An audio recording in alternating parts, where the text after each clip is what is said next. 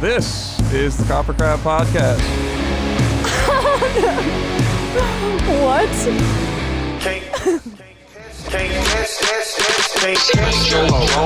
Oh, what remix? What up, man? What's up, Steve? How are you? Sorry we were late. We were adding samples to the Roadcaster. And I was having a laughing fit listening to your guys' podcast. Oh, you checked it out? Cool. Yeah, I didn't realize that the actual global pandemic that's going around is kids kicking their dads in the nuts.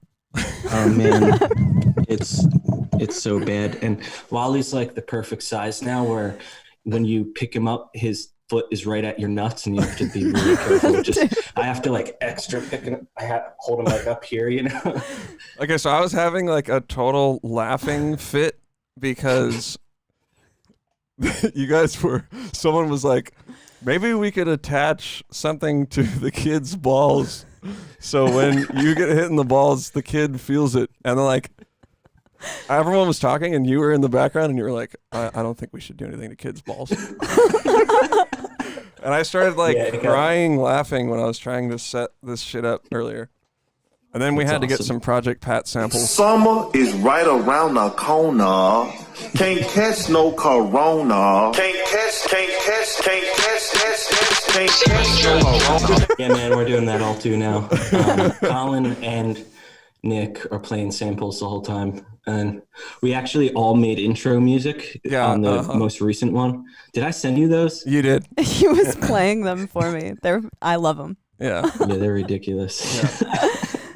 Did you guys start the podcast because of the quarantine, or were you going to do it? Well, we were talking about making a Patreon before all of this. And then once the quarantine thing happened and we had to cancel our whole tour, it was well, we have to fucking do it now, you know? So yeah, totally. Colin really did all the work. Because he has his own podcast, right? Yeah. Yeah. Oh, cool. And he has his own Patreon. So he knew how everything worked. And Got it. It's awesome, man. It's crazy how many people are subscribed. It seems like it's going to be real income for us, which is great because we had to cancel the tour. And who knows when it's going to happen. Totally. Are you supposed to be on tour right now, or was it? Yeah. Oh shit! On the Blue Sky Noise 10 year. Yeah, it was 5 days. We were going to leave. Almost everyone almost flew in. The bus was almost here. The lights were. Lenny was working on the lights, but I don't know what ended up happening if we have to pay for something with that, but it was crazy. That's a bummer. Probably. I as far as this shit goes, I'm sure you got to pay for everything. Yeah, you don't got to pay to rent them for 2 months or whatever. So. Yeah. Fortunately for us, we didn't have a merch order or anything, so we were But we were a day away from pulling the trigger. And I was asking the management and the headlining band every day, should I order this merch? Because I don't want to spend a ton of money and not be able to sell this stuff.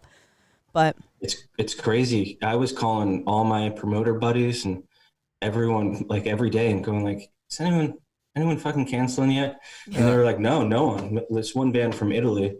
And then there was the schools around here all got shut down for cleaning. And it was because one person was exposed to somebody who had it.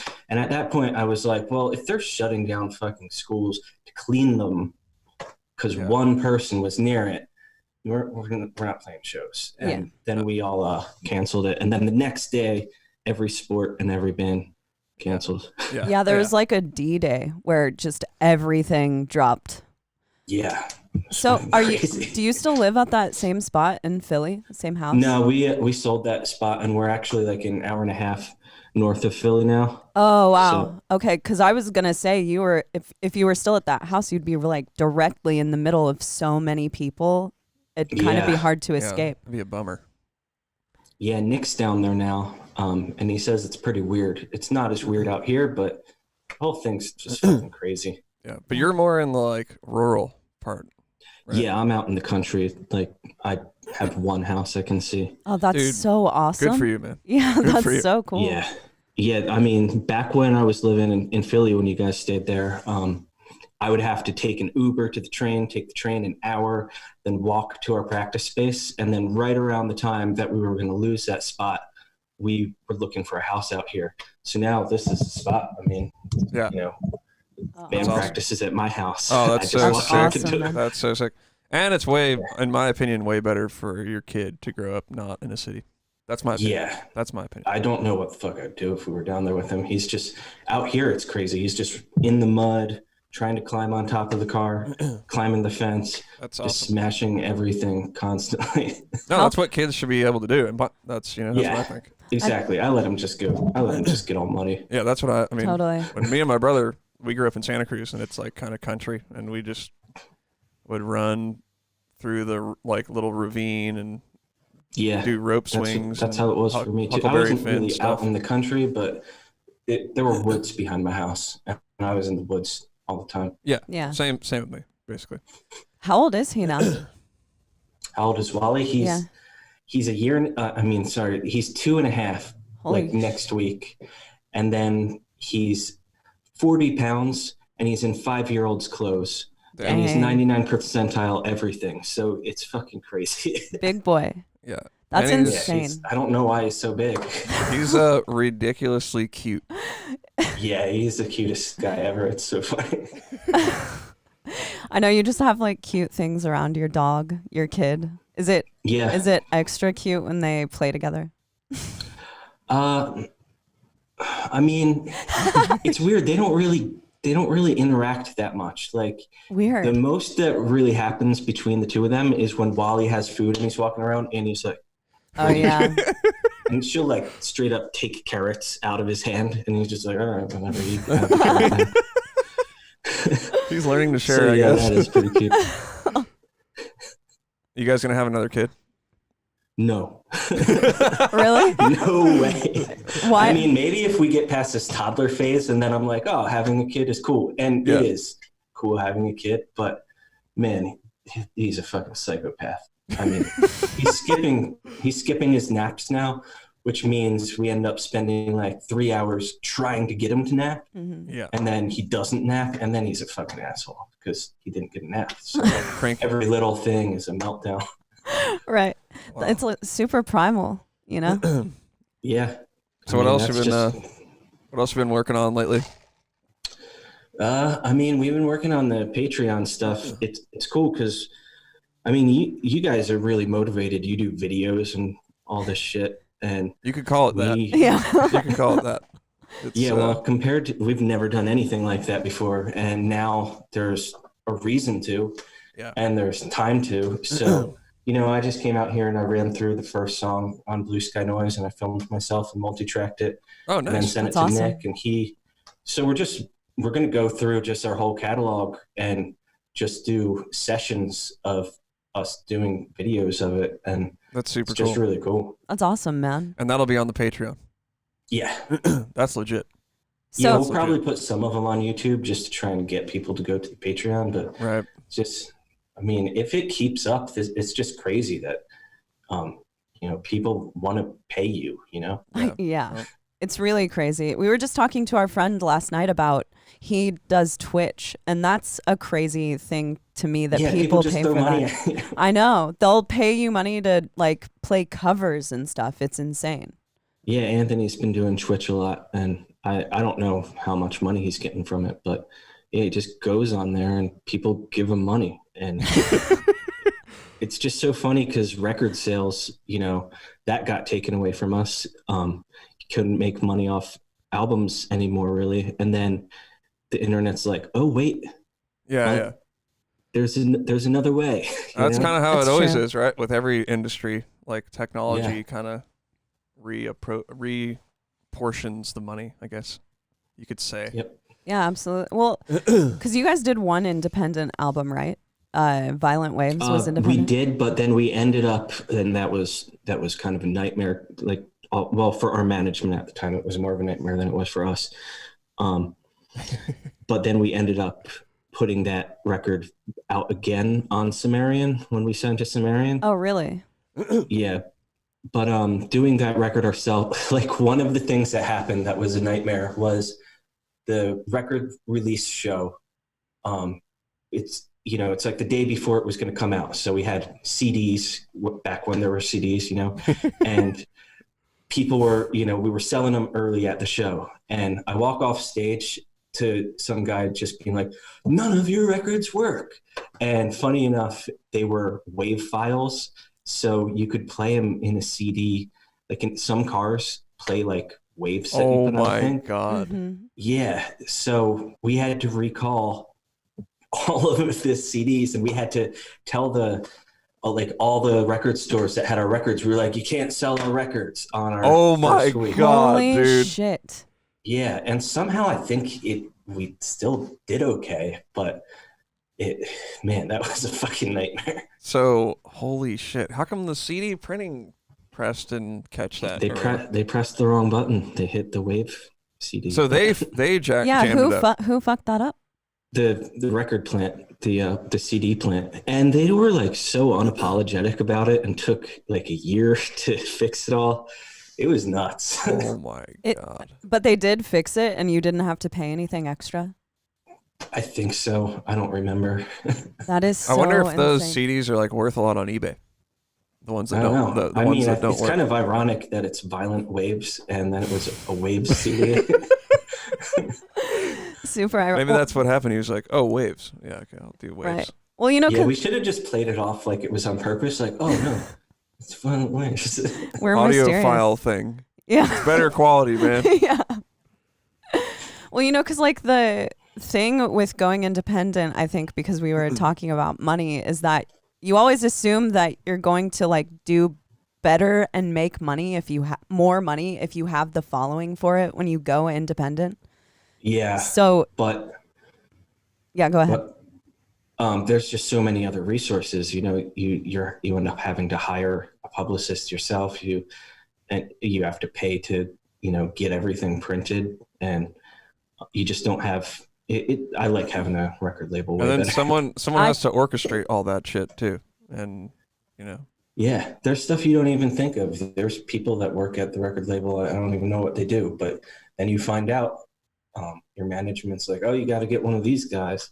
And you end up paying for all this shit Yeah. that would have just been there, you know? It is true. There is something nice about just being able to be an artist strictly and then pass the art off to someone else to do all of the annoying little nuanced work that you don't really care about at the end of the day.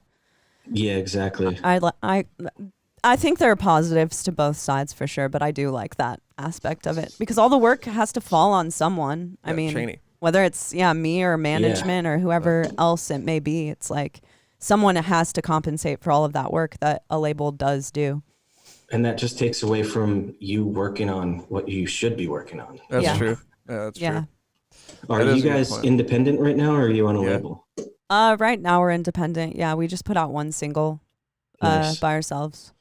I don't really know what to think of it yet because we haven't done an actual full release because we've been on labels before, but I don't know. Well, it's definitely good. I'm glad that we did it. Yeah, like a learning thing, I guess. Yeah, and we kind of positioned ourselves after that in a way where it was like, well, we don't actually need a label. So then labels kind of were like, oh, well, we want to, you know, really want to help you. So Yeah, totally. it was kind of a better position to be in, not having to be on a label. So are you guys on Sumerian now? No, we did one album and then also put out Violent Waves again on a Sumerian, and then we did a record on Hopeless, and now we're on another label which we haven't announced yet. So Okay. so I don't know if I should just bring it up, but That's whatever. yeah, it's another label. Yeah. They're cool. They're cool with us. Like Hope they're we cool. might not release it all as an album, but we might release it all as an album, but we might release an album and then release a bunch of stuff not as an album, and they're just cool with us doing whatever. That's awesome. So that's really cool. I think right now nobody really knows how to release music anymore. Yeah. Yeah, we're in this weird like Should we do singles or not? Like Chaney and I, like our plan changes like every day. It's like Yeah. First, it was like, all right, we're just going to do albums. So. Yeah. First, it was like, we're just going to do a bunch of singles. And then it was like, all right, we'll do a couple singles and an EP. And then it's like, all right, one single and an album. And then, like, you know, yeah, just, it changes constantly. I feel you, though. I like albums, too. I like that full listening experience. Yeah, that's true. It's just, I don't know. There's something great about it. But, I mean, you can do both. You can do an album and do a bunch of singles. And, you know, that's what I want to do. Just do it all. Totally. Yeah, I think the do it all approach is definitely the best one. It's also cool that you guys are, it sounds like you're working with a label now who is down to do that. So yeah, that's cool. They're down for us to do whatever we want. They're just like, literally, you can do anything you want. We just want you to be on the label. Yeah, well, that's good about you guys. You have that power. Yeah. So are you guys rescheduling the tour? Man, so we did reschedule it, and we thought we were all smart. And we do have those dates. They're not announced, but you know, it was for like the summer. And so I don't know, maybe this whole thing just goes away somehow and then we can play those dates. Yeah. But it's not looking like it. So we're already rescheduling like for next year. Oh, damn. Right. Yeah, that's crazy that Blue Sky Noise is 10 years old, man. That's because I did. It's 10 years old yesterday. Wow. Yeah, that's crazy because that was when when we met, because I did the Blue Sky Noise original You're on that tour. Yeah, that ruled. I actually met you before that though. I think we met at like South by Southwest really quick. Oh yeah, we did. Oh man, I got out of doing a session that day because I was just like, no, I have to go see this band. And they didn't have like a cajon or whatever for me to play on. So it was like, cool, you guys are just doing this acoustic. Okay. And I got to go to your show. And then when I got back to them, there was like a weird thing where they tried to play the song, like pitch it down, you know, but Anthony because it wasn't used to it. Uh-huh. And then he kept trying to sing it and couldn't sing in key. And it was like super embarrassing. And it was just really nice to not have to be a part of that. I feel bad for those guys that they were. I was thinking maybe anymore. We don't just randomly pitch shit. Yeah, that's kind of sketch. I was thinking maybe you were going to say that you got back and there was some like guy with a ponytail playing the cajon. Man, that would have sucked. That was super fun though. That was like my first South by Southwest, so I was indulging in the. Yeah. Wait, man. so did you? Indulging is what happens there. That's what happens at South by, dude. Oh man, did you know about Animals because you knew Tosin before? Yeah, I mean, Tosin was sending me, like, I have that whole album without the solos on it. And actually, when he started putting solos on it, I was kind of annoyed at first. Man, it sounded so good. Now you put solos everywhere. Yeah. And now I'm used to the solos. I think they're great. Right. But he was sending those songs to me as he was, like, I think he sent me the first song that he did with Misha before he did the second song with him. Oh, wow. Because were you in Reflux or were you just trying out for Reflux? I was in Reflux for, I mean, less than a year, maybe like 7 months. We did, I don't remember how many tours. It felt like a lot at the time. It was the most I had ever toured. So you did some tours? Yeah, I did some tours. It wasn't very good. But, like, we opened for Meshuggah one day and I like didn't play good, and it was humiliating. Damn. It's like we're opening for Meshuggah and I'm like, it sucked. Right. Yeah. That's crazy. Yeah. I mean, yeah, that's pretty weird. So you were in the band with Evan then? Did Evan start No, Reflux? it was before Evan. Who started Reflux?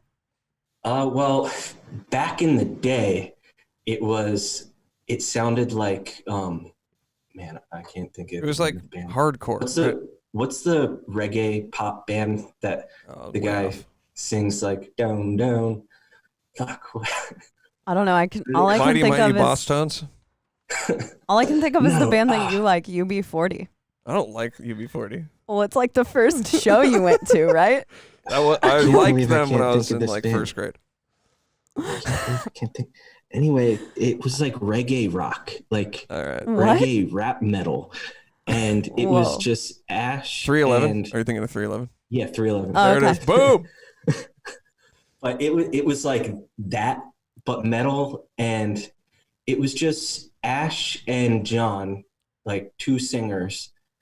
And then at one point they had 3 singers. Oh, Damn. Lord. And yeah, that band Dear has Lord. been through, like, they went through a lot before it got to what it ended up.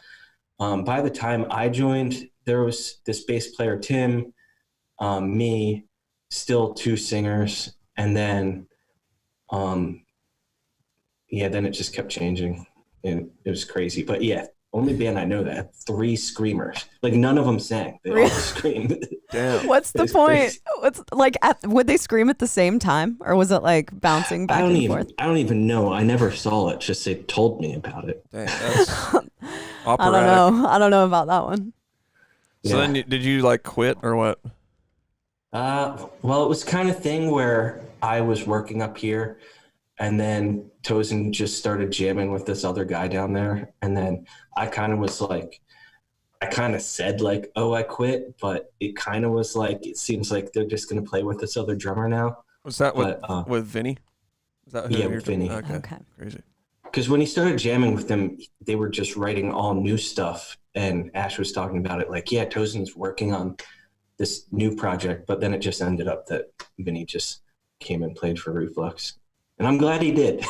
Yeah. Because if Reflux was still a band when I joined Circa, so I wouldn't have gotten to do that. Are you one Way of the people better deal. who started Circa? Colin and Anthony started it. Mm-hmm. There was a guy, TJ, who played drums on one demo before me, Okay. but he had a kid and they were going to be touring a whole bunch. So I don't know if they kicked him out or if he ever was really in the band, but yeah, I think he resents it. Oh, damn. That's like the Wonders, like that thing you do. Oh yeah. Yep. Yeah. But Yeah. yep. He's an awesome drummer though. And then he went on to have this band called Like Lions, who are really cool. And I think he's doing good now. I don't know. What do you think you would have done if you didn't do Circa? Fucking, I was just playing with as many bands as I could. I wasn't trying to do anything. When I joined Circa, I was working at Sleepy's warehouse, the mattress factory, Okay. as a security guard. All right. And Damn, you were a security guard. That's yeah, Did you have your guard Wow. card? yeah, I looked like a cop. what? That's legit. Did you have to go through security guard training and everything? That's a thing, and this gets kind of complicated. So, they fingerprint you. So they're like, okay, you're fingerprinted. Then all I remember is they took me out to my post, and they kind of explained what I had to do. I had to like make sure the manifest number matched the seal on the back of the bands as they came in, and then like open the door and let them in. And it never fucking matched. So I always had to just call my boss and be like, it doesn't fucking match again. He would come out and he'd be like, yeah, it doesn't match. I guess let him in. So I'm not completely sure about this. I didn't read the article myself, but my dad told me years later that there was like some heist that happened where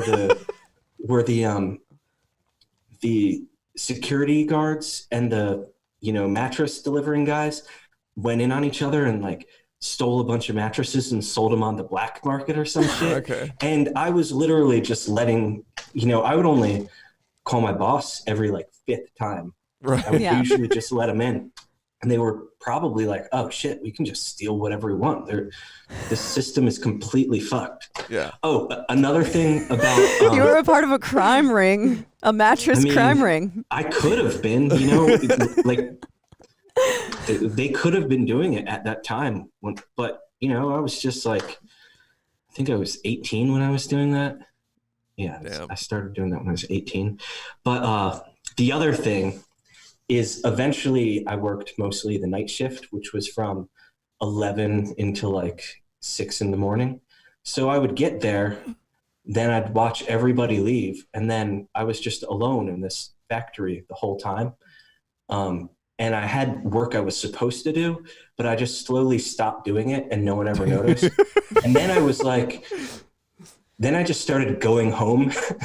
Like I would show up and then everyone would leave. And then I just go home and like make a beat on Fruity Loops on like my family's computer. And that's what I did all night. And then you showed back up. And I'd be like, oh, everything's cool. That is legit. Best job ever. Yeah. Yeah. That's hilarious. Man, I've had some crazy jobs. And then, okay, so what else have you had? Yeah, I know. Let's get Tell into us. that. I also worked in an airplane factory. Okay. Making with airplanes? No, it was a temp job, and it was a bunch of crackheads and me, and we had like a high pressure sprayer, you know, and all we were doing was just like spraying the metal shards and grease off of from making airplanes. I guess it makes a bunch of metal shards, and you just clean the metal shards off the fucking machine. And they were gonna eventually try and sell, like the airplane factory closed, and they were just trying to clean the machines up. These are machines like bigger than this building that make fucking airplanes. Right. But yeah, it was me and a bunch of crackheads, and eventually this one guy who killed somebody. But I guess he killed them. The story was that he killed them because that guy raped his wife. So it was kind of like, okay, justified, cool. Justified killing. Yeah, but he had just gotten out of jail, and he could operate the forklift. So they gave him a little more responsibility. And one day he comes up to me and he's like, "Hey man, they got me doing the forklift over at the other factory. So they said I could pick somebody to come help me. So I pick you." And I'm like, okay, cool. So I go over to the other factory. It's completely empty. And once we get there, he's like, "So here's the deal, man." And I can say this because it was like, I was 17, so I was underage, and it was so long ago. Statute of limitations. I don't think I can get in trouble for this, but he's like, "Here's the deal, man. I don't really need any help. So just push this box around all day and fill it with as much metal as you can. And then at lunchtime, we're going to," because I was driving my parents' van to this factory every day.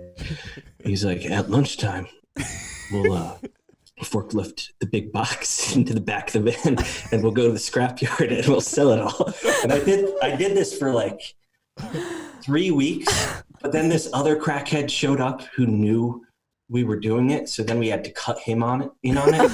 And he would do stuff like, I like pulled out one day, and I pulled the van out and went like over here by the, behind the trees, so that if my boss drove by, he wouldn't see my van is full of metal. And he comes running out there like, "Why are you fucking parking there? These people can see you." And then those people who had nothing to suspect are like, what's he yelling about? What do they have in that van? And after that crackhead guy got involved, I was just like, fuck this. I made like, I can't remember. I think it was like a few $1,000 a week just selling all this. Really? Airplane. What? Yeah. No wonder. It was airplane aluminum, and it was like when we would put it in the back of my parents' van, it would bottom out the shocks. Okay. So driving, it was a lot of metal, and it was like 3 weeks of just like selling this metal, which they clearly knew was, airplane metal. Well, did they notice? It was like airplane parts. Were those parts basically like going, or is that scrap, or was it they were going to use those to build? No, it was parts they were going to make airplanes. Okay, so you're legit stealing airplane parts.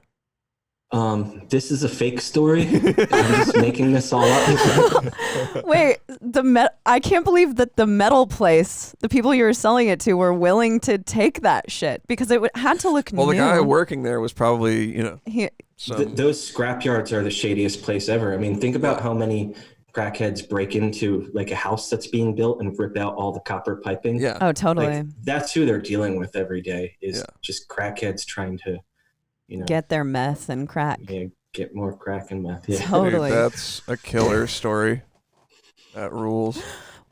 What's the last job you had before like going and doing music full time? It was the warehouse, the Sleepy's warehouse thing, and I got fired, and that's when they were like, "Oh, you got fired? Oh, you're in the band," because it was like Yeah. Because you were like I didn't have a sleepy, job. circa. I don't know which way to go. I know. Yeah. Well, why'd you get fired if they never?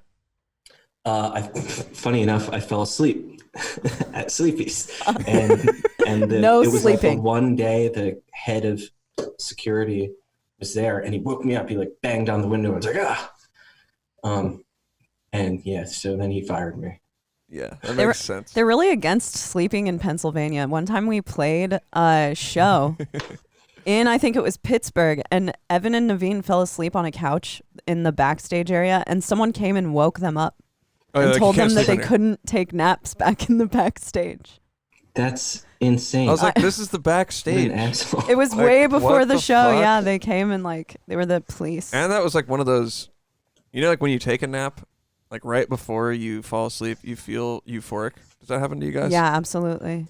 Like I'll be laying down before during a nap. like I during the don't day. take naps, but I don't either. I think I know what you're talking about. I never take naps, but when I do, I'll be laying down. So and- you do. Okay, so I very rarely take naps.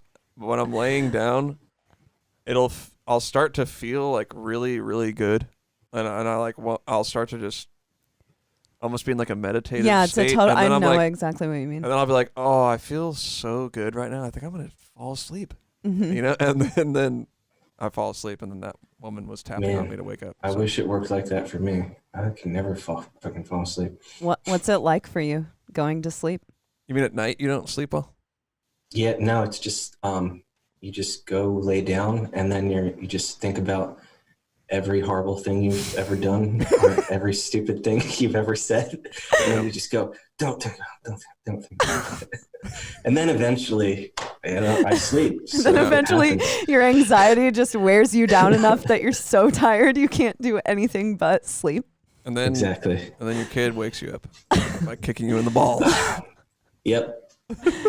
Does Or he? in the head, he just fucking kicks so much. Oh shit! Does he like wake up in the morning and come and get you guys up? Like, Mom, Dad. He sleeps in between us, Yeah. and he nurses. That's why he's huge. He nurses all night still. Okay. Yeah. And he nurses like at least 5 times a day, which is crazy. I don't know how we're going to get him to stop nursing.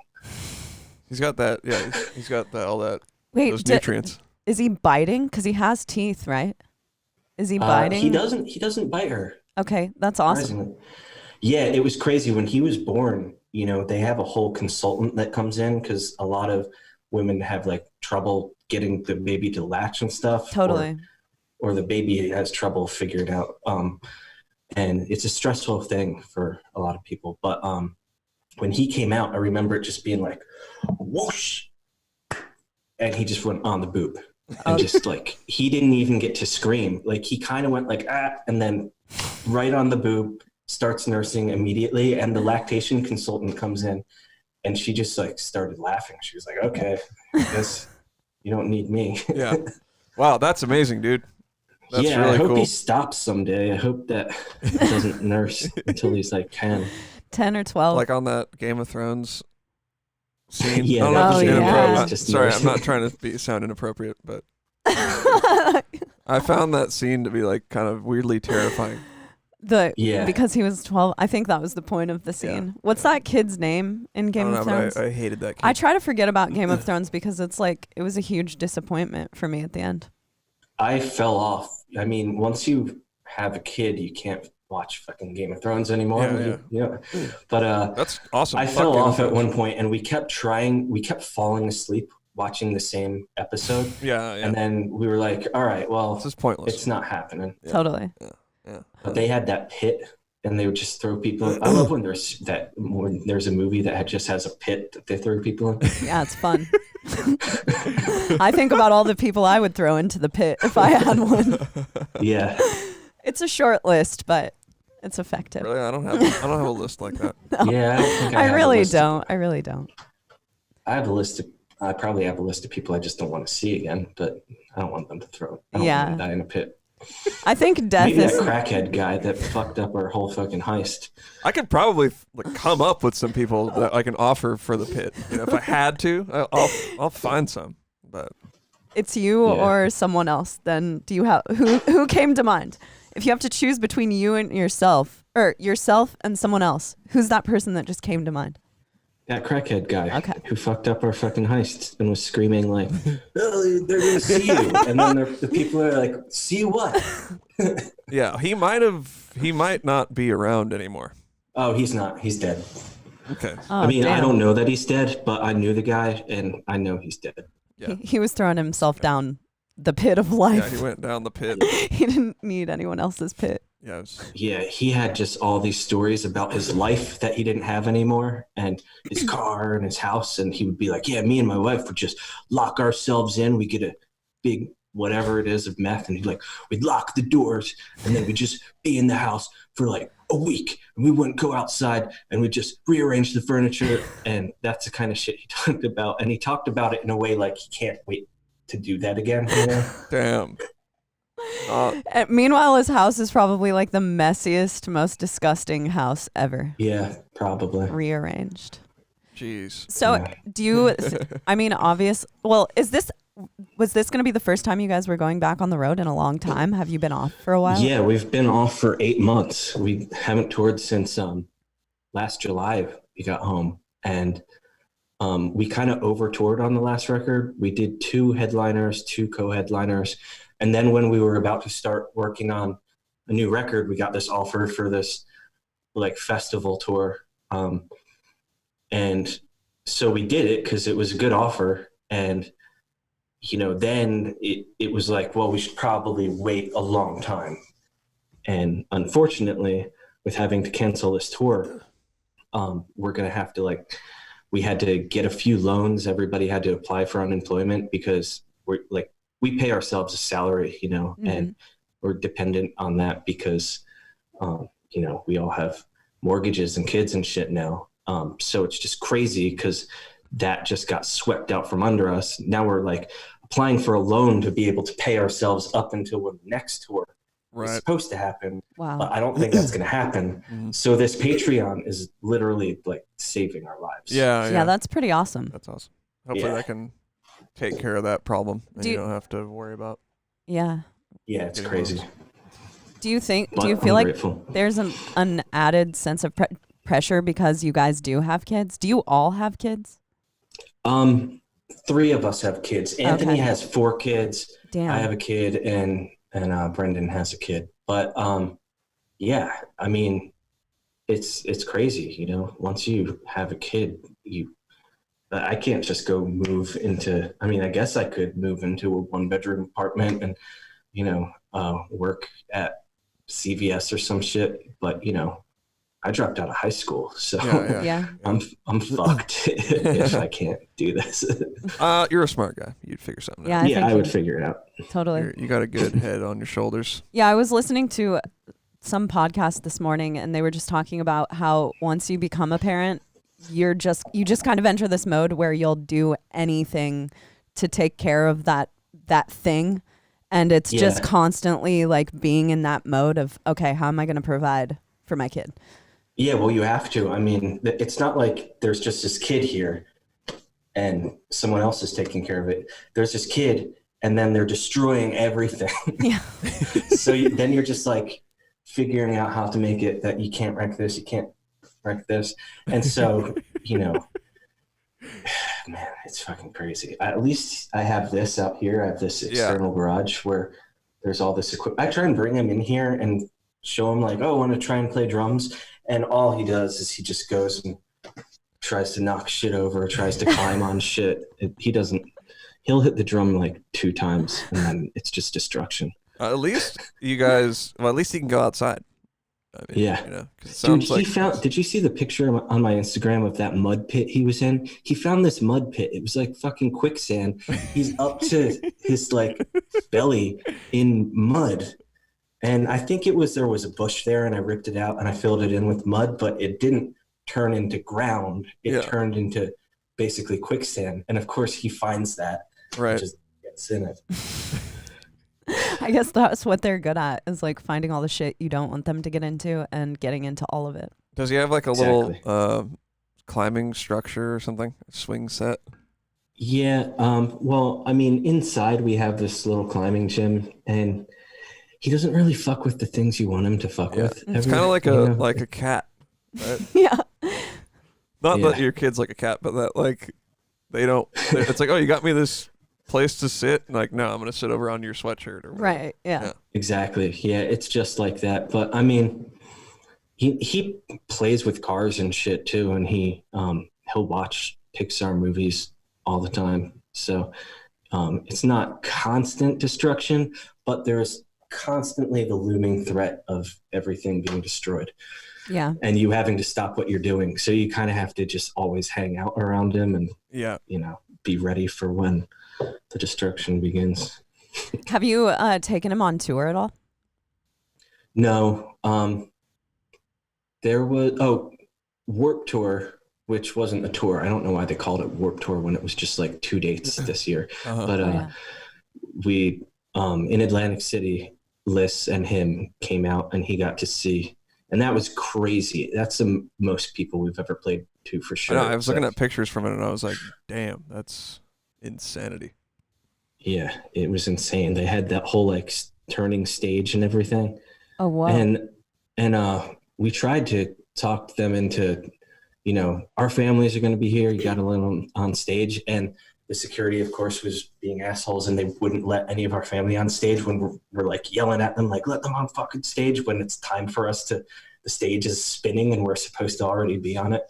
It was pretty crazy, but they eventually got on. Okay. To watch you guys. Yeah. Like side stage, they wouldn't let them? They wouldn't let them on from the back. Oh, damn. And then eventually they did. Oh, well, that's good. You should have just been like, look at this baby. Look how cute he is. He wants to watch. I know it's a fucking baby, man. Yeah. Totally. Did he have those like cute little baby drummer headphones? Yeah. Yeah, he has those. It's crazy how. Oh, go ahead. I was just gonna say that was the age when you could put them on him and they would stay on. Okay. Now you wouldn't be able to put something like that. So he was like 1.5. Yeah, something. Okay. He doesn't remember it, I'm sure. Yeah. I mean, I don't think it's gonna be a memory because he was so young. Totally. Well, it is kind of cool that even though you're not on tour right now, you get all of this time to hang out with your family, because I'm sure, I know you guys don't seem to tour a whole bunch, but I'm sure that like even a tour, you're missing your kid and your wife. That's like, yeah, man, you know what sucks about this too is we finally got to a stage where we had like the option to do stuff like split the tour in half.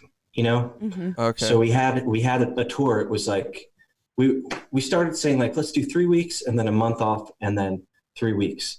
But then obviously they want to pad that, so they kept stretching it to where it was almost 4 weeks, and it was 2 basically shorter tours. But now that got rescheduled, and we don't know when it's going to happen, we have to do it all at once, and it's just like 2 months straight. So in trying to do this thing where we had more time with our kids, now we're ending up doing this big long tour. Damn. But it'll be fun, and maybe by that time I can bring him out. Totally. Right. Are you just waiting for him to get to a certain age, or? Well, he nurses all day still. Oh, right, so once he stops nursing, then, I could bring him out. I don't think it would make sense for Liz and Wally to be out because we have a full bus and we can't all fit in the bunk, but I could fit in the bunk with him. So you just bring him, Kinda. like just Yeah, buddy. I mean, that's what I'm hoping life becomes. That'd be now. sick. That'd be super cool. Yeah, right now it's completely unrealistic because he never even took a bottle. He only breastfeeds. It's crazy. That's interesting because that's I something that I've sure. never ever thought of as being like something that would stop a kid from doing things is breastfeeding. Yeah. I've never, Yeah. But it makes sense. He's going to have really crazy separation anxiety after this whole thing because he already has it. When she leaves the room after like 10 minutes, he realizes she's gone and he kind of just starts throwing a fit that she's not in the same room. Wow. I feel so bad for her. Yeah. Do you feel like you're the less cool parent? Or like weird? Does it feel weird being a dad? As opposed to being a mom? I mean, I do more like roughhousing with him and shit. Yeah. Where she's kind of his utility, Absolutely. she feeds him, I mean, he eats food now too, but she's kind of a slave to him. Yeah. And I don't have that. So I try and give her breaks. And I have this bike that has a bike seat in front of me. Mm-hmm. Yeah. And he was too fat to fit in it last year. He just got so fat that he couldn't fit in it. And then this year I was like, wait a second, like he slimmed down a little. I wonder if you fit in it, and he fits in it. So it's an electric bike, and Oh, that's cool. I just zoom all around here on all the back roads, and he loves it. Yeah. And then when he sees a truck, he freaks out. He's like, just because there's a fucking truck. I can actually remember my dad doing that with me. Yeah, I remember my grandpa doing that, and I was on the back of the bike, and so I really wanted to have him on the front. So Yeah. I See, can, like, talk to him. my dad, put a bike seat on the crossbar in front. Yeah, So I'd that's like how hold mine on is. to the bars, and then have like little pegs to put my feet on. And that shit was so fun, dude. Yeah, that's exactly what I got going on. It's awesome. Yeah, that That's makes me awesome. kind of want to be a dad just to do that.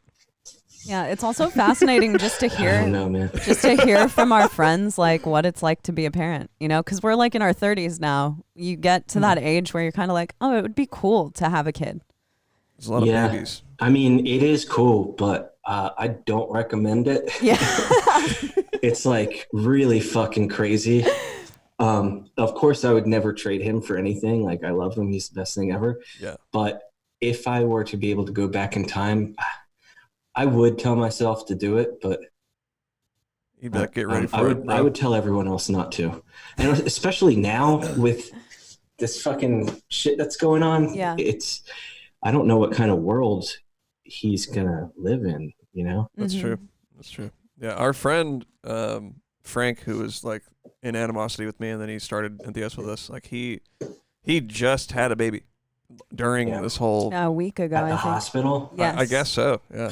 Was it like a different hospital than the COVID people go to? That's fucking terrifying. I really don't know, know. but and I was thinking about that. Like, damn, that's crazy. So I should probably check in with him. That was a few days ago. Yeah, he did say that no one could visit them. It was just the two of them in the room by themselves at least for he days. could go. I heard that some women were having to have babies without their husband there. Like, they wouldn't even let the husband come. Oh my god. At that point, I'd be like, I don't know. That would be. Keep it in there for a that's while. Like insane. try to I mean, hold that's it just in. such insanity. Yeah, Like, it really is. It's really unfortunate too, because a lot of dads want to be there yeah. to watch it Yeah. going. And the support. I can't imagine going through that alone around a bunch of doctors who I didn't know without know. Navene there. It would be terrible. I was born Yeah. in an apartment, so that wouldn't apply to me. Yeah. That's cool. Were you born in a hospital, Steve? I think so. I don't know. I never talked to my parents about anything like that. Really? Really? Yeah, I think I was in a hospital. You don't know where you were born? I was born in Virginia Beach. Oh, damn. Whoa. Did you live there? Virginia Beach Hospital, yeah. Well, my parents lived there for a few months before, I don't remember it. Where They lived there, and then they moved back up home to have my grandparents help them, because once I was born, then I'm sure it was just chaos. They're going through what you are going through now. Yeah, but two of them. Okay. So you have a sibling. I mean, I have three brothers. Well, I did not know that. Yeah, I'm the second. And then Damn. I have one older brother, one brother that's like 3 years younger than me. And then one brother who's like 12 years younger than me. Are you guys close? You and any of your brothers? It's been really cool. I've actually been calling all of them on the phone, several times. I don't even know if I ever talked to any of them on the phone ever before that. Uh-huh. But I've been calling them on the phone. I was on the phone with my brother Dan for like 2 hours the other day, which is crazy. Is Awesome. it all because of the quarantine? Yeah, because of the quarantine. I've been calling everyone. Like, I called you, Navene. I appreciated that. That made me happy. I talked to Tozen the other day for a while. I talked to Javier for a while. I talked to the Coheed guys. I'm just making a list of people right now, so I don't need to continue. Yeah. That's super cool, man. I mean, I think that's a good thing that's come out of all this. I do too. It's like even with podcasting, we've been catching up with friends and hanging out with people who we've never even met before. And I've been calling my grandma and my family, and it just has made me want to get a little closer to everyone around me who's really important to me.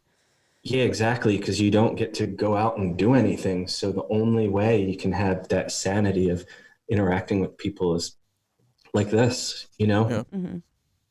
which is cool. Yeah, but usually I just don't really interact with that many people anyway. So it's not feeling that me much. either. And like my brother lives, like he's one of the closest people to me, but he lives in Orange County. So he lives like 7 hours away. And then my mom, we've been kind of spending a little bit more time with my mom, I guess. Yeah, we have. I feel like, because she lives like 1 mile away. So and we lived Sick. like in a barn thing behind her house for 7 years, and it was like when we lived there, we saw her all the time, but we never went and did anything together really, unless it was Mother's Day or Christmas and now that we have a house and live in two different places, it's become more important that we get together and like spend quality time together. Yeah, exactly. Which is cool. That is definitely a great thing about this whole thing. I go and talk to my neighbor every day. Yesterday morning, we were trying to get his sheep to come over here. He's got like 3 sheep. He had 4 sheep, one died. And when sheep get sick, there's like this pecking order. They all like gang up on the sick sheep and they kill him. They do that? Whoa. But anyway, there's this, man, on top of this virus, there's so many things here. Like there's this Japanese switchweed, I think it's called, that took over his whole pasture. And so all the sheep ate all the grass that they like, and then they don't want to eat this shit. And so he's just got this shitty pasture now, and he has to feed them hay all summer. And that grass is just all through the woods here. It's such a fire hazard. The grass that they don't like? Yeah. And then also there's the spotted lanternfly. Like one day I saw one of them on my tree, and then the next day there was like 10 of them, and the next day there was like 100 of them. And then I looked around all my property, and there was just hundreds of these flies on all, like they're big flies, just on the trees, killing all the maple trees. And so I had to pay to get all these trees treated. And then on top of that, there's this emerald ash borer that's killing all the ash trees. So I had to get all my ash trees treated, but pretty much all around here is woods, and it's mostly ash trees. So it's not coming back this year. Like spring isn't coming back. So I guess my point is just that there's all kinds of crazy shit going on, not just this virus. That's very true. Are invading. But anyway, so the sheep, we had Annie, I'll send you a video. We were trying to get her to herd them and bring them over here. It was hilarious. Didn't your family raise a different kind of dog? It was Bernese mountain dogs. Is that what they were? So what? Yeah, they're on their 3rd Bernese mountain dog. So I know that you really loved that kind of dog. Did you have one? Was that your dog? I never had my own, and thank God I will never go back to big dogs, because like their shits are like the size of my arm, and you got to take a big bag. And with Annie, I don't clean up her shits. She shits, and by the time you would step in it, it's shriveled up, it's dried. Like if she shits inside, just to not be a scumbag, I clean up the floor, but I don't have to. I could just pick it up and throw it in the trash. It doesn't even smell. Wow. And then I clean the floor, but I don't have to. I could just sometimes I don't even. So wait, did she make an attempt to herd the sheep? Yeah, it's crazy. They switch on, this thing switches on, and they're like, oh my God, this is my purpose. Gotta herd the sheep. And she's just running around and trying to nip at their legs. And I feel like we could practice once this social distancing goes away, and me and him can, come up with a plan to try and like teach her to actually do some useful herding. I feel like we could teach her to get the sheep to come over here, because I still have good grass. Oh, okay. So that's why you wanted them to come over? Yeah, and also just as cool to look out there and see fucking sheep in your backyard. And you could So show cool. the baby the sheep. I don't know if he would be interested. He probably would be. He probably would be, but I would kind of be afraid of them. Yeah, kicking him or something. Yeah, they like buck at you. I mean, I'm not saying to let him loose with the sheep. I'm saying just hold him up and be like, look at those sheep. Oh, yeah. Yeah. When I was about his age, I had 2 baby lambs. But I only remember, really? yeah, my grandma got some for me, and they lived in her garage, which is weird. But That's good. But so crazy. I hung out with them for a while, and then recently I found out that she sold them to slaughter. After Ugh. like 6 months of having them, she broke it to me a year or 2 ago because I always had wondered what happened to my lambs. That's horrible. It's evil. It's evil, pure evil. But what my parents had this bunny that it didn't do shit. They just had it in this cage outside, and we went over there one day, and its ears were all fucked up, and so we Googled it and found it was just it had like mites, and the mites were just like chewing up its ears, and it's super painful, but all they get is a shot and then it goes away. And so I told my dad about that. I'm like, hey, just get the fucking rabbit this shot so it isn't in all this pain. And then him and I think my brother took a BB gun and just like killed it. I'm like, oh my God. Damn. Yeah, so similar to your Did you grow up on a grandma. farm? No, Okay. but they just had a bunny. Yeah, it sounds like a farm Because people farm thing. people don't they'll just put down an animal. No. Well, yeah, it's kind of But like I mean, with a BB gun, like what if it didn't kill it, and then you have this bunny that isn't completely killed? That's already, man. I don't know why you. I don't want to kill anything. well, with a straight BB up. gun, that would take so long. No thanks. I mean, I would think. I think it killed it instantly. Dude, it but would I was kill so it pissed. 2 I'm like, seconds. yo, I figured out what's wrong with your fucking bunny. I told you how to get it fixed, and you're like, nah, let's just kill him. Yeah, better with me. Oh, that's so sad. I don't think I could ever do that. Kill something. I mean, honestly, that's kind Yeah. of one of the reasons why I don't want pets is because I don't I'm very sympathetic towards animals, and I just Yeah, and you know Just- that they're gonna die someday. It's horrible. or they're gonna die, or something is gonna happen to them, or like I'm gonna feel sorry for them because they have to be inside when they want to be outside, or like I don't know. I just don't. Yeah, man, I feel don't so want bad animals. for dogs now with having to be home because we get Yeah. to leave, and every time we leave, our dog's like, "Where the fuck are you going?" And now we're in the same situation as her. Yeah, like I'm. Chaney knows me. I'm a kind of a more reserved with my emotions, and like we babysat this dog, Mm-hmm. and like we had it for like a week, and like we had to go take her home, and we're driving home in the car, and I look over at Chaney, and there's just like tears like coming down my face, and it's like so uncharacteristic. Yeah, of me. you know what I mean? You have cried very few times in our Because I relationship. don't even cry over like anything. It's like it's weird. You know what I You mean? could get a dog that you take on tour with you. You could get like Annie follows me everywhere. I never put a leash on her. She Yeah. doesn't even have a collar. Well, that's what this dog is like. I've thought about taking her on tour before, but I just don't think I'd have to get somebody to promise to be like take care of her when I can't, Yeah, Yeah. I mean, and again, I'm like, I would feel bad. Like the dog has to be in a van for like 10 hours a day, and I don't know. It's just Yeah. Or if the true. dog doesn't like to travel, it could really fuck them up. Yeah. I guess That's true. it's just one of those things that I would love to do that, but when you really get down to the logistics of it, it's like, I don't know if that's a good idea. yeah. Sounds Yeah. better in theory almost. I would have. I've seen I think I people would have do a it. dog. I have too. I've seen people do it. Yeah, I would have a dog if we never went on tour. I'd be like, yeah, let's probably get a dog, I guess. Yeah. Well, maybe if touring doesn't come back, then you should get a dog. Yeah. Do Which you- that do you wouldn't think it be, won't come back? No, I think it'll come back, but it's just going to be so weird. I mean, it either has to just magically go away somehow, Mm-hmm.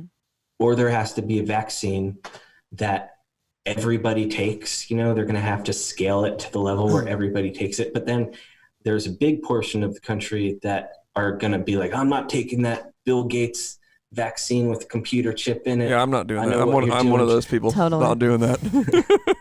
Yeah. So then the thing just is going to stick around. So when are we going to feel comfortable to smaller shows are going to start first, but yeah. Well, I was wondering that about you guys because you play like House of Blues and venues like that for the most part, right? That's if you're touring. I mean, many people shoved in a room, right up on top of each other. It's just like a petri dish, Do you think that you guys will have to play smaller rooms in lieu of those bigger rooms to get back We on? have talked about, oh man, I don't know the logistics of how it would even happen, but we've talked about playing several nights in each city. Dude, I've always wanted to do that. Like, it'd be so fun. Like, I've always wanted to do that, but I don't want to do that as an experiment with a tour that is already super long. Yeah, totally. Oh, it's 90 days now. Yeah, man, I couldn't do that. Yeah. That would be hard. It's hard to go on tour. I think I kind of like quit at 5 weeks. I'm like, this is way too long. 5 weeks is a good, nice tour. But after that, it's just like because tour is already really redundant and you kind of like are drilling it into the ground, but it just becomes harder to take at that point. Yeah, I get to about 3 weeks and then I start being like, all right, I'm counting down the days. Yeah. And things start happening here, like shit breaks and, I'm just not here to help. Yeah, and totally. Wally's insane and she's alone with him. Yeah, that must be a whole other level of guilt. Yeah, I remember experiencing that with Evan a little bit because like Evan would be on tour and before he had a kid, his wife would call and like the lawnmower would be broken down or something would be going wrong and she just didn't know how to deal with that shit and he wanted to be there to be able to help. It's crazy. But he did do one tour when she was born. Yeah, he did a tour after she was born. But cool. I think last time I saw him, wasn't the baby due in a few days or something? Yeah, I think we saw. Was it on tour? I think we saw you on tour before he left. At the Fillmore in Charlotte. You guys were playing the one room. And right, and you played the other room. Yeah, that was awesome. Yeah, that was super fun. That was really cool. It's weird when tours line up like that and you can see your friends just right across the way. Yeah, it's awesome. Actually, the tour that's not happening anymore, I went and checked and Animals were playing in a lot of the same places we were. So we were going to get to hang out with them, but not anymore. Dreams have been ruined. Yeah, I know. You guys were going to come to Santa Cruz, I think. Yeah, so you were. I was like, I was going to ask you to come over and do the podcast, and if not, just hang out because I wanted to show you our house and stuff.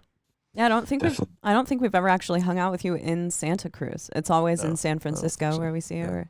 Yeah, that's crazy. And San Francisco sucks. Yeah, San Francisco is the fucking worst. Really? I just don't like cities. Just because of the crackheads? Just it's a city. It's the crackheads. For me, it's the crackheads, the shit on the streets, like, and it's a city. I've never seen any behind that. The Warfield, is it called the Warfield? That's funny that it's called that. Yeah. I've never seen like it feels like the zombie apocalypse when you go out the back of that. That's not venue. even the worst part.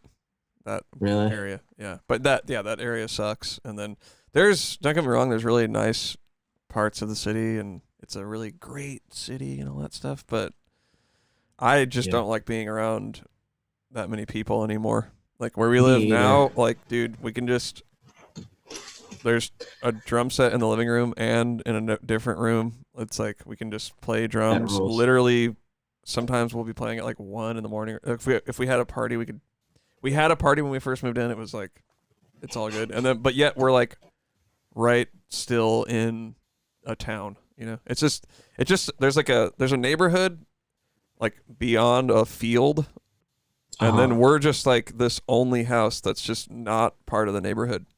So it's were you going to the opposite side of that field and you were getting some kind of like limes or lemons or some shit? Yeah. Oh, yeah. But then they were beat-ass lemons. Oh, they were the worst. Yeah, my mom was like, oh, there's a lemon tree back over there. You should jump the fence and go get those lemons.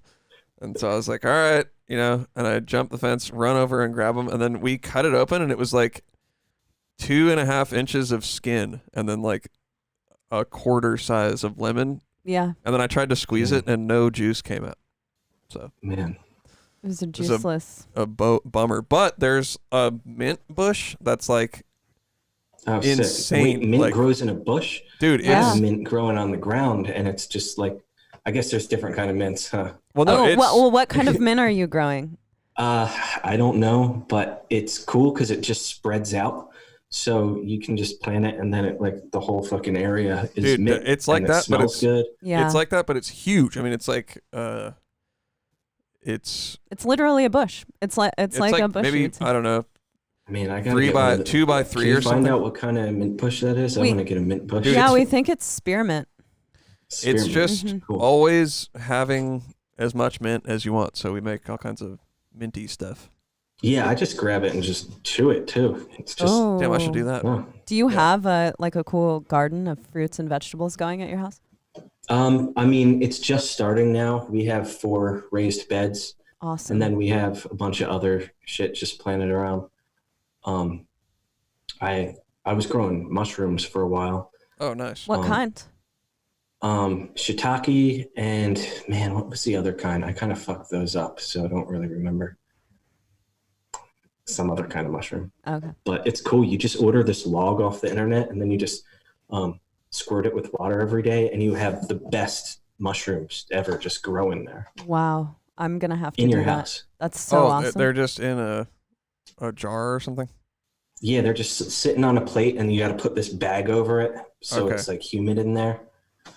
And then I eventually took that log and threw it on another bunch of dead wood. So I'm hoping that mushrooms just start growing on that dead wood. That as would they're be supposed to. that would be super sick. That's so cool. Yeah, Chaney planted some more herbs because if they're that successful, where it's like, because if you have like a little tiny like cilantro plant, it's not really.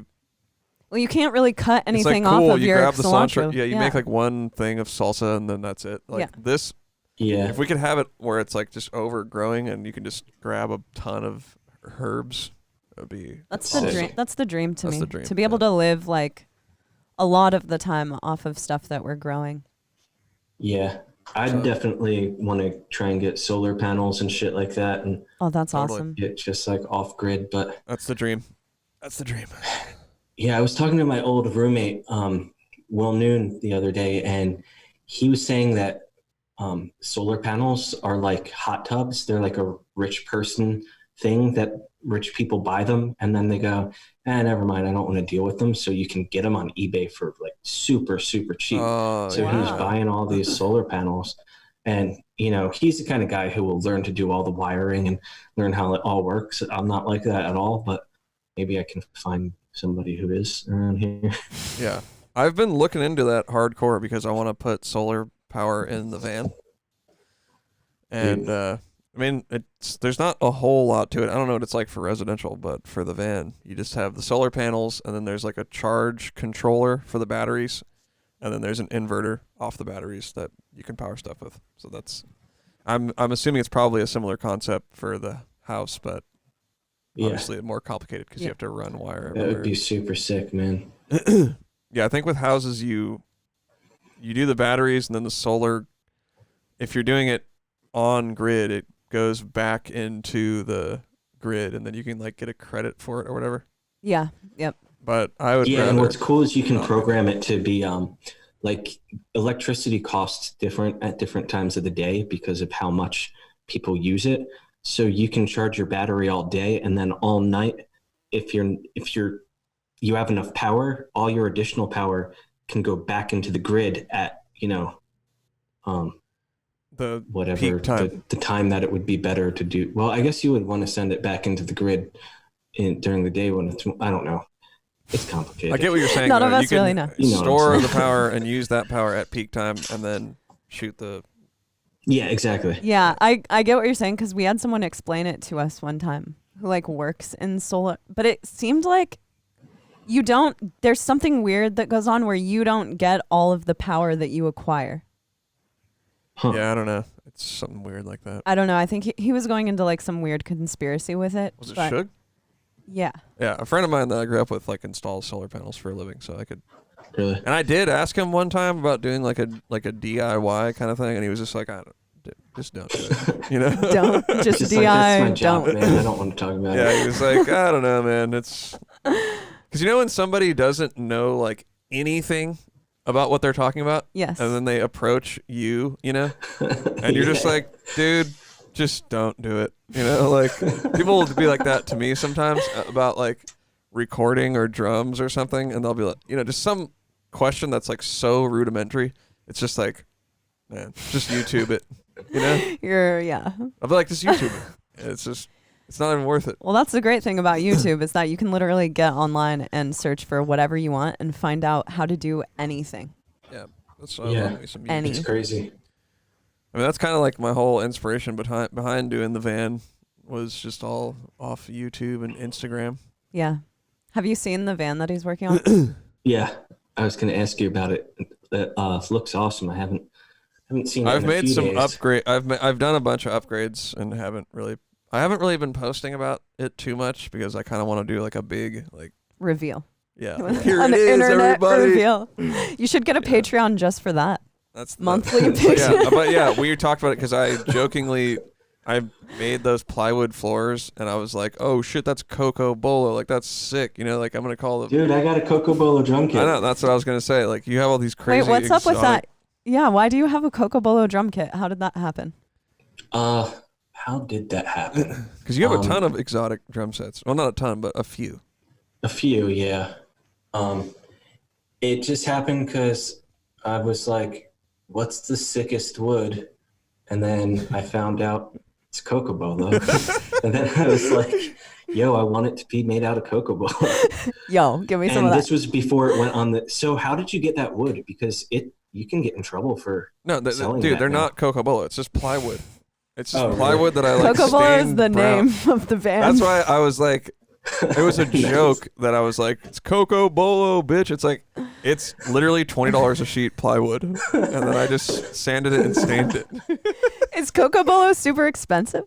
It's illegal now. Oh. It's on the endangered species list. So, and that happened right after I got my drum kit. So yeah, I think so is Babinga apparently. Yeah, I got a Babinga drum kit too. Yeah, me too. So I'm kind of like, dang, maybe this thing's worth some money. You guys are collectors of illegal woods. Yeah, man. I wonder if I can't sell. I wonder if. Oh yeah, if you can't resell it now. Probably, I think you probably could. I think you probably could, and I think you might be able to get a lot of money out of it. So is that the one? Yeah. Because I remember you got SJC to make you a kit, but you sourced the shells. I think it was for the brass, right? Don't you have a brass kit or something like that? They got somebody to make it. I have a brass kit. Yeah, it's like 3mm brass. That's insane. Wow. And they had somebody make those shells for them. So I had two. They were basically calling them bell brass snares. They were 3mm brass snares, and I just was like, man, this fucking drum sounds so good. I really think a whole drum kit made out of this shit would sound good. And then, dude, the kick drum is like something like 80 pounds or something. Yeah, I was going to ask. It must shit. just be ridiculous. Have you ever taken it on tour? Yeah, I took it on a few tours. That's such a dick move, dude. That's such a dick move. Well, the tours that I took it on were like festival tours where all of our cases were in a semi and the case just gets rolled like 10 feet. And then all I do is move it, like take it out of the case, put it on the drum riser, and I was the one moving it. So, okay. So that's it not would have really been a dick move to do to somebody else, though. Yeah, okay. I guess that's not a dick move then. Yeah. It's a nice guy move. I retract my statement. You have a lot of exotic drum kits like that? Or I guess that's not exotic. Not really. I mean, I have the Babinga one, which is like stave shells, which are cool. It's like a barrel construction. Is that like the first kit you got from SJC?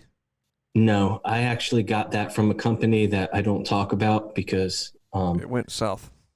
It went south. Like the guy had this big long story and all this bullshit about how he made everything, and then I figured out that he didn't make anything, and I talked to the people he got them from, and they were like, "Oh, fuck that dude, we won't sell to him anymore." And so then I was like, "Hey, dude, fuck you." Got it. I took all the things off the names, but yeah, I have that that Babinga people could probably figure out what that company is, but I'm not going to say it. I have that Babinga kit, and then I have a steam bent single ply Cocobolo kit, and then I have that brass kit, and I just have a few other just normal kits. What do the you essentials. play live? Right now, I'm using the Cocobolo kick, and then I have another rosewood. Just at some point, we were on tour overseas, and SJC was providing me with loaner kits, and they all sounded so much better than my kit that I finally was like, "Hey, man, just like make me one of your loaner kits." Yeah. And he had posted a rosewood snare drum, and I was like, "Oh yeah, make it rosewood." And then I got this kit in the mail, and it looks exactly like my other kit. Like, damn it. So I kind of was like, fuck, but it worked out because I used the rosewood toms, which it's just a veneer. They're maple shells, but I used rosewood toms with the Cocobolo kick. And I mean, honestly, with those exotic woods, I'm kind of like, does it sound better than a maple? Because I did the same exact thing happened to me. Like I was like, all right, I'm gonna get my dream kit, ultimate kit from Tama. You know, it's like, all right, I'm getting Babinga. I got all these crazy sizes, you know. And then I went to do that Meinl thing. Like they made some videos with Meinl, and they had like the same kit as mine, but just like a maple regular Tama kit. And I was like, fuck, this sounds so much better. Like I wish I just had maple. I mean, it's cool to have the Babinga to be like, you know, oh, it's cool, it's Babinga or whatever. But like, I also have like a cheap Tama kit. I think it's like the second one I got from them, and it's a lower end like birch. Yeah, I remember that kit. Dude, it sounds so fucking sick. Sounds really good. Dude. Really? Like, I mean, yeah, arguably, it's so funny. Money has nothing to do with not at all how good a kit sounds. I know. Like I don't like I was thinking about going to Tama for a while, and so I was renting, you know, their like high end kits when I would play overseas, and like I had a Tama Rockstar when I was a kid that sounded way better than this, I think it has to do with like the size of the drum, and then, you know, if the heads are new and if your rims are not bent, that kind of stuff. Yeah, there's just so many variables, and they're not tied to dollar amount at all. No, I don't think so. And I think, like I said, I don't know, those birch toms, comparison to the Babinga, I don't know, they might sound better, depending on what you're trying to play. Yeah. So, all right. And you made drums for a little while, though. You made a drum. Oh, really? Did I make a drum? Yeah. You made a brass shell. Oh no, I took my brass shell and then I was trying to shave it down because my neighbor builds drums. He builds like Latin percussion. So I had it on his like rig. I took all the lugs off of it, and I had like this grinder, and I was trying to grind it down because the toms on that kit are kind of higher than I want. And they sealed that kit.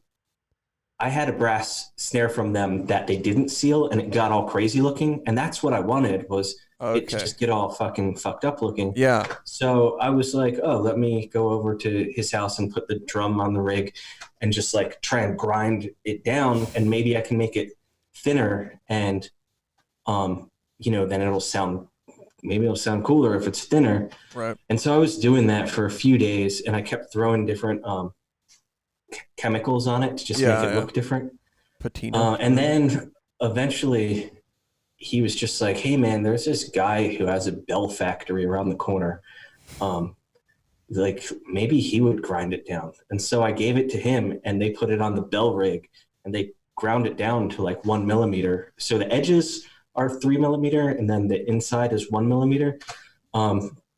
But then I had a fucking kid, and so I never even bothered. Yeah, you're like, whatever. It's interesting. I've noticed about my drummer friends, and you know, Navene, it's that you guys all like to tinker a lot with your drums. Yeah, nonstop. Yeah, nonstop. I definitely do. It's funny because I always tell people I don't give a shit about drums. Like I don't really think about drums. And when we're working on songs, I'm thinking about everything but the drums. Yeah, I'm just like, here's all the drums will go, whatever. There's drum fill here, but I'm more talking about everything else. But then if you ask me a bunch of questions about drums, it's like, oh yeah, you could probably get me talking about it for a long time. I'm the exact same Yeah. way, for sure. Exact same Yeah. way. Like, but you're gonna have to approach me in the right way. You know, if you Yeah. came Yeah. straight at me with like scholarly drum talk, I'm just gonna be like, no, we're not doing that. You know. Yeah, or if somebody were to say, hey, we want you to do this thing about drums, I would be like, I don't really fucking care about drums. But Do you write a lot of the music in Circa, like the instrumentation? we all contribute, especially now. It goes a lot of different ways. In the beginning, a lot of the music was made us all playing in a room. Some of the stuff, Colin had written full songs, and then, you know, we each play on them. But then the second record was a lot more of just all of us playing together in a room. Okay. But there were certainly certain songs that came from a demo that Colin, or mostly Colin, Brendan made a few. Now Brendan makes a lot more demos with this fucking Logic drummer. Do you know about this thing? Sort of. I don't know. I don't. It like just plays drums. It has different personalities. Oh, and okay. So I kind of hated it at first because I was like, oh, I'm gonna fucking play the drums that this fucking computer program came up with. So it has like pre-recorded loops, or it like makes it. No, it has dials you mess with, and then it Oh, changes how it plays. That's and sick. There's like different Whoa. guys. There's a guy that looks like Bonham. There's a guy that looks like Ringo, and they play like those guys. Whoa. And you just have these dials, and you go like busier, you know, more hi-hat stuff. You just move this shit around, and it comes up with shit. And you say like, I want more fills or less fills. And anyway, That's Brendan can't even describe a drum beat to me. He's like, do something. And he like, can't even speak the language. But once that Logic drummer came out, which I said, you know, I was kind of pissed about it at first. Then I realized, oh shit, Brendan's writing tons of songs because he couldn't come up with the drums before. So the last two records, Brendan wrote a bunch of demos that became songs. And, you know, we all like put our flavor to them. But yeah, it's really great that Logic drummer has allowed him to write more. Wow. That is one of the perks of all that technology. If you don't let it start getting in your way, you can use it. Yeah, I and be mean, really creative. it's totally easy to let it get in your way and just to sit and focus on the more hi-hat, more fills, more, and just do that all day as opposed to letting it be like a tool in songwriting. I know, because I wonder if I'm like more or less productive with all the technology. Because honestly, back in the day, I like just played guitar and drums, and I would just write like a whole song on guitar. Yeah. And then like teach it to a band member, and we'd go record it. Or like I would write a whole song on guitar, and then I learned how to record, and I wouldn't record anything until after the song was done in my head, you know? So yeah. Wow. I don't know. I don't know what's crazy. Yeah, that doesn't happen anymore. Like I don't even think I could do that anymore, you know? That's just it seems foreign now to write that way. Yeah, it's just weird. Are you still working on a solo project or any other bands? I kind of accidentally did a thing. I was making all these demos just thinking they would be Circa songs because pretty much any Circa idea can come from anything. Totally. You know, we don't have like any expectations of or like rules of how something can start. If I send a riff or anything to somebody and they like it and they play on it, it can become a song.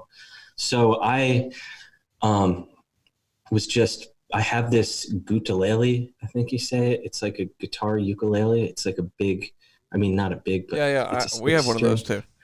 Yeah, that thing sounds fucking awesome. Yeah. But I was just, when Wally would go to bed at night, I would just I can't play guitar, but I can do one string at a time. And then I can do that a bunch of times.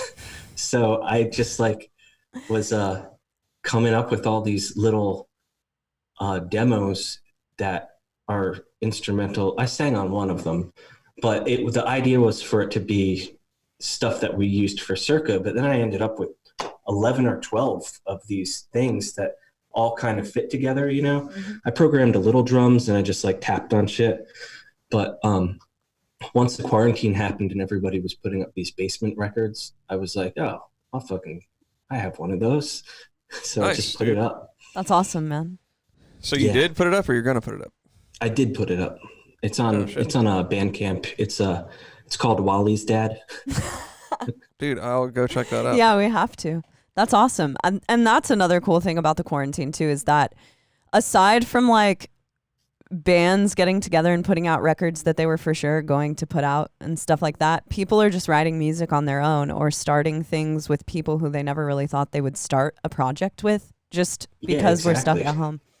I wish we could just do that anyway, and it didn't take a quarantine. Yeah, but I mean, limitations definitely help with music, you know. It's kind of good, yeah. It's like that's the whole thing. Fucking scales are, you know, it's like these are the limited notes that you use, and it makes this mood, you know. Yeah. Mm-hmm. I totally agree. And like, if you have too much option, it's just like, fuck, man. It's like, what the fuck do I do? Yeah, and I definitely I try to limit myself all the time. I'll like, you know, pick a patch and fuck with a little bit, but then I'll try to. One thing I like to do too in Ableton is I just commit. Like I just bounce it over into audio, and then I get rid of the thing, so I can't go tinker with it again. Yeah. And I think that's, you know, that can be cool to do. Definitely, totally. I wonder how. I'm having sort of like a stoner thought right now, but I wonder like how what you just said as a whole has had an effect on music over the years. Because before all the technology, that's just what you did. You just had to do that. You know, like when they made, I don't know, like Rolling Stones or whatever, they can go back and change every little thing. It's like, I don't know if it's, man. It's weird. I think the limitations are good is what I'm trying to say. I do too. I think that in some ways, like, because the way we record, we track at home. So for vocals, I can just keep going back in and redoing vocals over and over and over again until the end of time. And sometimes it's not good. Sometimes I'm changing things that were way better the first time that I did them as opposed to the 20th time. I can always tell when it's not going to be better. Yeah. You can about me or about yourself? Well, probably both. Yeah. About both, but I was talking about you. Yeah. Yeah, you are. She'll be like, oh, I want to change this. And I'm like, no, dude, don't do that. Yeah, that happens sometimes too with us. I'll be attached to a guitar part, and then they just keep putting more guitars on there. And what's cool about these quarantine sessions is, you know, we're re-recording all of our songs, but they only have 2 guitars on them, which is like you wouldn't have noticed what those guitars are doing, which is what they play live, but there's also 20 other guitars on the songs on the album. Right. Mm-hmm. So it's kind of cool to hear like real recordings of our songs the way we play them live, you know? Totally. That's super cool. Yeah, like on the song that we did, the little single that we just released, like I didn't do any synth because we usually have some synths here and there, and I was just like, you know what? Fuck it. It's just guitar, bass, drums. That's it's cool to just hear the band. And it's like, I don't think most people would even notice that unless I pointed it out, though. You know what I mean? Like, because it's a new song. But, and also with drums, I've been doing the same thing. I've just been playing just this, like, cocktail kit. It's just like, I know that kit. Okay, dude, it's just, I took the cocktail kit bass drum and, like, put legs on it. So it's like a real bass drum. Oh, sick. And then, because didn't it like hit from the bottom or something? Yeah. So I made it into like an actual freestanding bass drum, and then I have a hi-hat stand with like these little splash hi-hats and a timbali snare attached to the hi-hat. So it's just 2 pieces. And dude, it's like I play that like way more than my other kit. It's so fun. She wants me to unlock the car. You got to get going, Steve, or are you good? No, I don't got to get going. She just wants me to unlock the car because Wally's skipping his nap and he wants to go in the car. Give me 1 second. You're good. No problem. That's a part of it. You know, you have kids, they don't take a nap, and then you're fucking trying to go get them out of the car because they're going crazy. I think if we had a kid, I'd be inclined to have him in here like, yeah, there he is. Check them out. I don't know if it's the skipping nap time because it might be like freaking out. I mean, my reservations with kids for, well, there's a Man, couple. some of these delivery dudes are looking rough.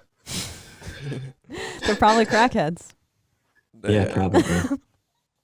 Well, I think the way that Amazon delivers now is like an Uber kind of service. yeah. Like you just get on an app. There's no like background checks or anything. So Whoa. Yeah, it seems like that. It's because I'll just see like when I'm out and about, like some random person in a car, and their car is just full of like Amazon packages, and they just like are delivering it. Wow. I had no Yeah. idea. And they probably don't have to give them any kind of health care or anything like that. Yep, Of Yeah. course not. classic. It's fucking crazy. Well, there's a job for us, I guess, if things go under. Yeah, Amazon's always hiring. Yeah, true. I got a card in the mail from the post office to like, we're hiring. I was like, I wonder Good if people career. are quitting the post office because of this, because they're afraid of, Touching all those touching packages. the I would be, packages. man. I wouldn't want to be doing that. yeah, that's true. Yeah. I don't know. There aren't many jobs where you're interfacing with people now. Even if the virus isn't everywhere, I don't know that I'd want to be interfacing with people on a consistent basis right now. No, Yeah. man. Well, I I just was don't want talking to, in general. to Steve from RX Bandits, and his girlfriend is like in the ICU, you know, Oh my like God. working on the COVID people. Okay, yeah. Yeah. And then she like, there's a whole process to get all the stuff that they get on her. Like everything is completely sealed. And then she's working on the people. And then when she gets home, she takes all the stuff off and she's all sweaty and she just leaves it in the sun for a day. And then she has several different suits. And I was like, man, that's got to be fucking terrifying that she's coming home with, you know, clearly like she's got COVID on her. Yeah. Like, you know, she does. Can't catch no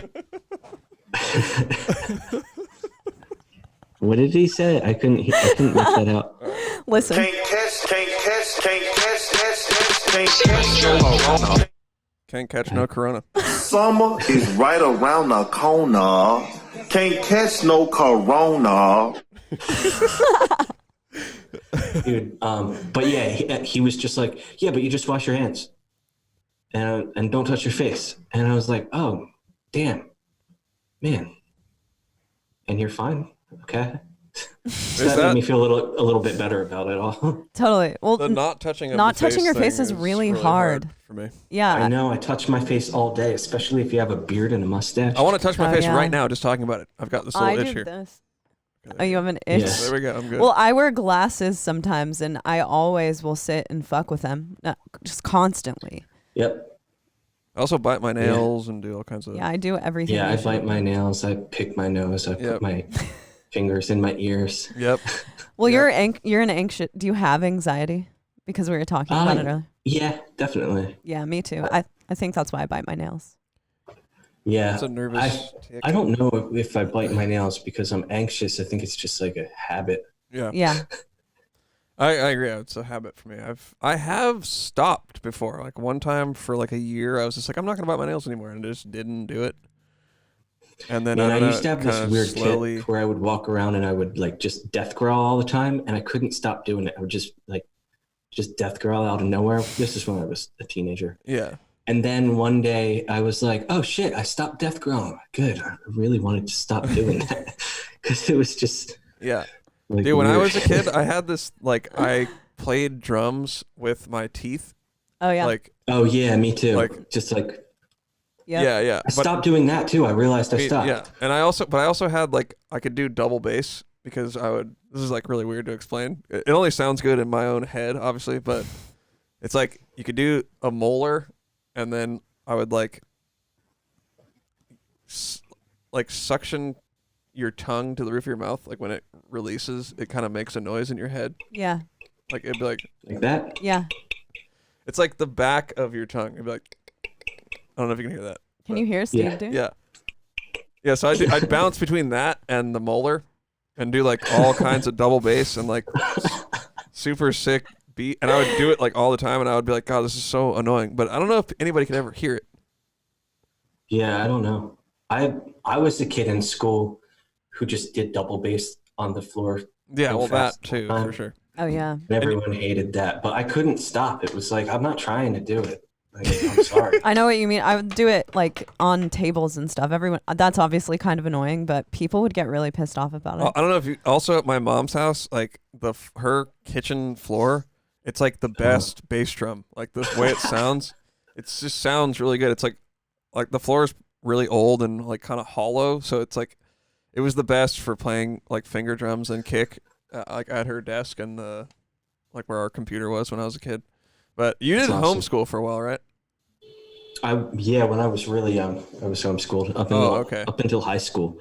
Whoa. So I think what happened is I think I was just completely failing in first grade because I was in like the special class. Like they would take me to this computer class where it was more like Down syndrome kids, but I wasn't like a Down syndrome kid, but I was in that class for some reason. I remember that. And then the next year my parents were like, we're homeschooling you. And then I did that until I was like, fuck this. I'm not doing this anymore. I'm going to fucking high school. Yeah. And then I went to high school, which was fucking crazy to go to after that. Yeah. I sort of did that, but then I just didn't go to high school. So damn. Wait, you were homeschooled? I was I guess we had like at my friend's mom, so my parents were Hare Krishna, like they were in that whole movement. Really? Yeah. So Crazy. when they came out of it, we like that's why we moved to Santa Cruz because my mom's really good friend from the so they stopped being Hare Krishna? Well, they like moved out of the temple and then slowly kind of moved away from it. Or whatever. Oh damn! Yeah, they were like in the temple, like gave up everything, and they were in there for 10 years. Renounced. Wow, I don't know anything about that. That sounds so crazy. Yeah, well, it's really cool. interesting to talk to both of them about it because it's just something that no one else that I know has really experienced anything like that, and they literally gave up every material possession that they had to go and be in this temple with all of these people. For 10 years. So they had so crazy. So they had a crazy time there doing that. And then when they kind of slowly started moving out of it or whatever, my mom's friend from the temple, like she moved to Santa Cruz, and then we came and stayed with them for a while, like until we got our own little spot or whatever. But the reason why I brought it up was because that was like kind of our own community, like that community here in Santa Cruz. So she has like a bunch of kids, and they were homeschooled. So like my brother and me and like a few other kids would just go there to go to school. So we just had like this small school at my friend's mom's house. Crazy. And then, but that was like for like middle school. And then I was like, I hate school. I'm not doing it. And then I never went to school again. So damn. Wait, so you didn't go to high school? No, never set one foot in high school. But you got like That's some crazy. certificate. So Santa Cruz is weird. It's like where all kinds of people like myself end up. And there's a guy here who he was a teacher at a high school. And then he was kind of like, yeah, high school is like people like me and what it sounds like yourself as well. And all of us really like, if you have a hard time with like, I don't do good at school. I would probably be, I don't even know what I would be if I went to school. I just don't, it's not my thing. So yeah, I just fail all of it. Yeah, I would fail and I would just not care. And, I always knew that I wanted to do something else with my life. So, a guy here in Santa Cruz he started his own school basically for people like me who are like smart people, but they just don't want to go to school, and he'll just graduate you. That's awesome. So I just I got a high school diploma when I was like 15. That's awesome. Because you meet with them and you're like, hey, here's the deal. Like I'm a motivated person. Like I want to play drums all day. I want to like take classes at the community college. I want to, you tell them about yourself, what you want to do and why school is like getting in your way. And then he's like, okay, cool. Here's your diploma. You don't have to go to school anymore. That's fucking crazy. I got to meet that guy. Because you can start a school. Like anyone can, like we kind of got into it, you know, like my mom and everybody just looking into it. And it's like, you can just start a school and just graduate people. It's like anybody can do it. You know, it's not a big. Man, I bet you a lot more people are going to be doing that now. Is Wally going to go to public school? I have no idea. There's a Waldorf school near here, and Liz went to that when she was growing up. Not that one, but she went to one in New Jersey. And we took him, she did like this Mommy and Me course with him there that was just once a week. But he just wants to destroy everything and run out of the room. So we're not doing that again this time. It's so crazy, man. Like little girls, they'll sit there and play with the doll. Yeah. Mm-hmm. Like our niece, she sits there and she'll color. Like if we give him crayons, he's not going to color. He's going to eat them, or he's going to color on the walls. He's never going to color on the paper. Yeah. And it's crazy, man. I know. So I have no idea, because I mean, I hope he's just not this monster forever. Well, I hear that about baby boys. Yeah. That they're just really rambunctious. So this age, definitely. Is there like a time when it started specifically, or he just came out like that? Once they start walking, it's over. Even when they start crawling, once they start walking, you're done. And can he run pretty fast? Yeah, he's so fast, and all he does is run, and all he does is run into the street. Like, of course, luckily we have the back fenced in, you know, when she climbs the fence. He hasn't gotten to the top yet, but he climbs it a little. It's going to be a thing. When we're in the front, he will play. He'll like climb on the car and shit and climb in the bushes. And it always ends in he's trying to run to the street. Yeah. And there's this place around here we would go to get a break. It's called Peddler's Village. And there's a brewery there. So we would get beers, and then it's like, okay, it's your turn to chase him to the street. And then you go and carry him back to the middle of the whole place. And it's like, okay, now it's your turn to chase him to the street. And we just do that for the duration of 2 years. That's what parenthood is. Just running your... With him, I see a lot of people that I'm envious of how they have it, but he's... Well, I think, my mom said... She's told me your mom had 2 boys. Yeah, now I'm who were like the really same bad age, for her. basically. But she said that 3 is like the worst. The age of 3. Yeah, and because I know that I like got out one time. Like I made an escape. I like figured out how to unlock doors, and I know I got out and like just. So it seems in line with like I was like gone for a few hours. No, like, that actually happened to my sister too. My sister was 3, and my mom was going to the bathroom. And my sister in that time ran out the front door and took an adventure like 3 blocks down. And we lived right off of a main street. So it was pretty busy. And my sister had crossed a street and walked to, luckily some people found her. And my mom was just walking down the street frantically crying, trying to find my sister. That's so terrifying. Yeah. And I know it's probably going to happen at some point. He's going to figure out how to get out, and he's going to be too young to really know what he's doing. And it's just so crazy. Put a tile on him. Oh, tile. Yeah. You know what I'm talking about? Yeah, one of those things to track them. They have one specifically for kids now. Wow. How does it attach to like his pants or something? Yeah, it like hooks on a way that they can't get it off. Man, Liz is actually telling me that she wants me to wrap this up. Yeah, I mean, it's been like fucking 2 hours. It's been a long time. Well, Steve, dude, thanks a Yeah, lot thank for you doing so this, much, man. It's been great talking to you guys. Yeah, for sure. I'll just take us on out of here. But good luck with everything, man. Good talking to you. Awesome. Thanks so much. So I just hit get out or just close it.